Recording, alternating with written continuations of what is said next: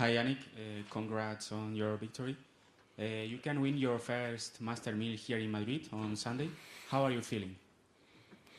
I don't know. It's first I'm happy about today, and tomorrow is a relaxed day, and I don't think too much, about the final ahead. I'm of course very happy to play the first final here. It means a lot to me. It has been an amazing tournament again, but whatever comes out Sunday. In any case, it has been a great tournament again. Hey Yannick, well played. I think you've been, from my perspective, you've been using your variety really well, like your drop shot, forehand drop shot, like against Hodar and all those break points, and today as well. Just curious, how do you feel about that side of your game? Yeah, it's definitely a part of my game where I'm trying to improve, and I try to use it in the right time. So yeah, it's definitely here. It's a little bit more difficult to apply the ball flies a little bit more, but I'm at the moment very happy how I'm using it. Also from the backhand side, I try to mix it up in a good way in important moments. So it has been quite efficient yet until now. Jannik, we see that you are using a lot of drop shots. Is because Alcaraz is not here, or is because you are using it in Madrid to stop the ball? No, it's a part of the game where I'm trying to improve, of course, but I'm definitely not at the level of Carlos. That's for sure. But I'm still trying. It's good for my game, trying to mix it up. Thank you. Hey Yannick, well done. How is your body holding up, and how is your energy level? You were saying the other day you were feeling pretty tired. You played a lot of tennis the last couple months. Curious, where you are now, and if you have any concerns about getting enough rest between Sunday and then Rome coming up pretty quickly. Well, then in Rome is then different again, But for me, I'm trying to recover very much in the night sleep. This night has been a very good sleep for me. A lot of hours, and felt quite fresh this morning. But yeah, look, I've played a lot in the last 1.5 months. Going very deep in tournaments. It's a good sign, of course. In the same time, you tend to get a little bit more tired, but I think and I believe, when you play big matches, semifinals, quarterfinals, finals, there is also adrenaline a little bit what pushes, and then in between here and Rome, I try to recover again as much, and then we see. Nada from Serbian Radio. Jannik, congratulations on the victory. How do you maintain your very strong level of focus and mental strength, even when the audience sometimes is cheering more for the opponent? Novak had technique that he doesn't hear what they say. He thinks that they're cheering for Novak, not for Rafa or somebody. What is your crucial point of your mental stability, and you don't exchange emotions much like you're? I think everyone is different, Novak handled it very well. Of course, I think the best, but for me, I don't have a technique, For me, I'm just happy to be part of a match, and people come to see good tennis, and sometimes they're not against you. They just want to see a little bit more tennis. So I also understand them, and that's it. Look, I try to stay also calm, in rushy moments and very tough moments. So this is just how I am. It doesn't mean this is good or bad, I think everyone is different, and but yeah, the crowd can give you a lot of positives. Me, when I play in Italy, it means a lot to me, Of course, I always say you have an extra shot, It's like playing with the crowd, but honestly, also when I played against Rafael here, it was a nice atmosphere. I think they are very fair towards me, and that's something what I really appreciate. Last two in English. Hi, Jannik. Pratik here.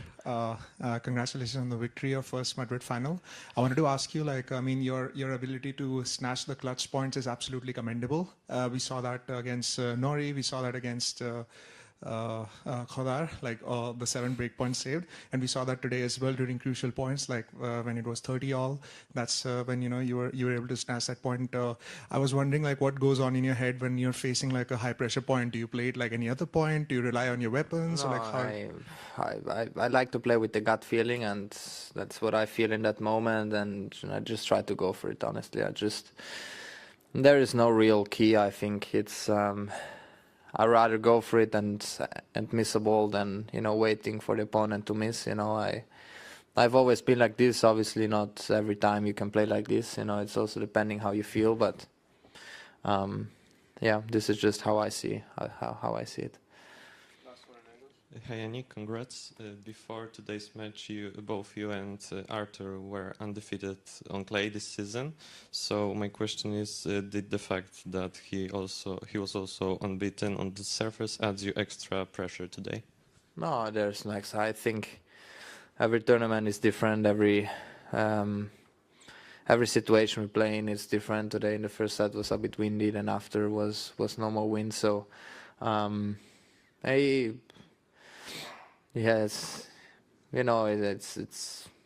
he's playing some incredible tennis, especially on this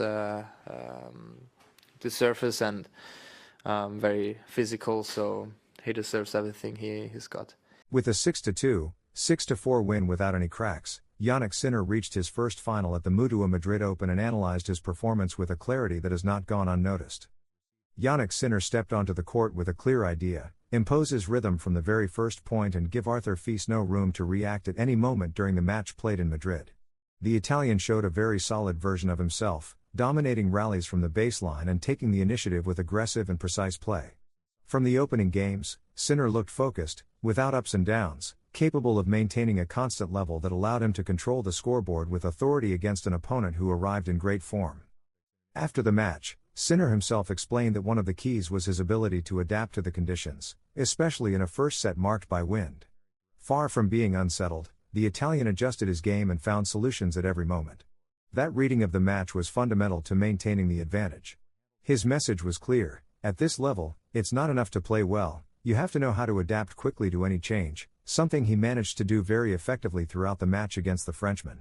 Another aspect he highlighted was his return performance, where he felt particularly comfortable for much of the match. This allowed him to constantly pressure Fils' serve and generate break opportunities.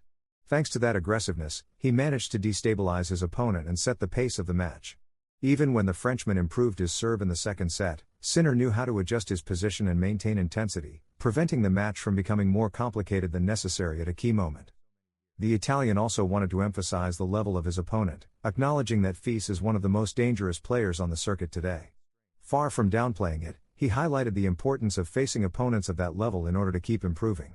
These kinds of statements reflect a very strong competitive mindset, where every match becomes an opportunity for growth. For Sinner, winning is important, but so is the level at which he competes, something he once again demonstrated in this match. With naturalness, he summed up his performance by saying it was a very good day at the office, a phrase that reflects his professional approach on tour. Sinner lives each match as part of a process, without exaggerating results but without losing ambition. This mindset allows him to remain steady even in moments of maximum pressure. In a Masters 1000 semifinal, he showed a calmness that contrasts with the pressure of the stage, making it clear why he currently holds the world #1 ranking.